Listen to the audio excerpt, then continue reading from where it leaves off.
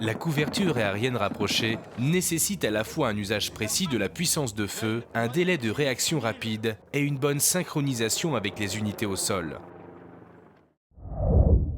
On est un peu nourri sur ces positions, sachant qu'ils sont méchamment bien. Conscients de l'importance de ces technologies, les forces spéciales n'ont cessé de perfectionner les systèmes et matériels dédiés à l'appui aérien. Pour donner au vecteur aérien son rendement maximal, il faut une information précise.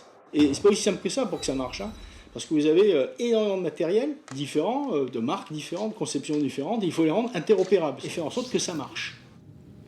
Attends, je capte à fond et j'ai toujours rien. On a eu un constat, c'est qu'il y a énormément de systèmes d'information géographique qui existent dans les armées, mais qu'au final, aucun n'est vraiment adapté à l'utilisation du commando sur le terrain.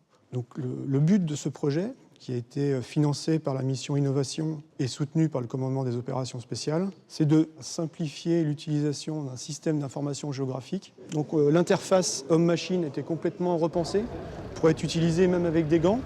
And the other aircraft make the pattern of life.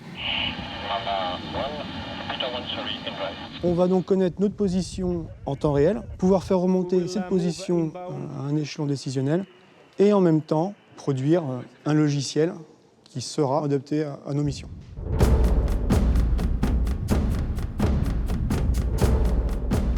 Ephraim, sir, this is your target.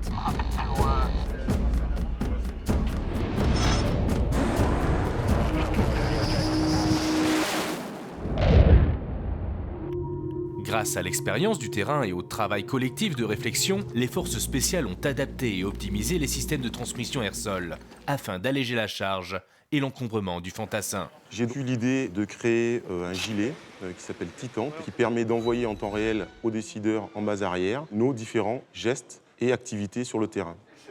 Porté par un seul homme, ce gilet interconnecte une radio, un ordinateur et un système satellitaire. Il y a plusieurs années, entre le moment où le contrôleur aérien faisait sa demande et au moment où l'armement était délivré, c'était de l'ordre de 20 minutes. Grâce à ce type de système, actuellement, nous avons réussi à réduire la boucle de tir finale en moins de 10 minutes. Les groupes d'action testent depuis 2 ans ces solutions technologiques projetables. Observation, décision, action. Les nouvelles technologies réduisent considérablement la boucle décisionnelle.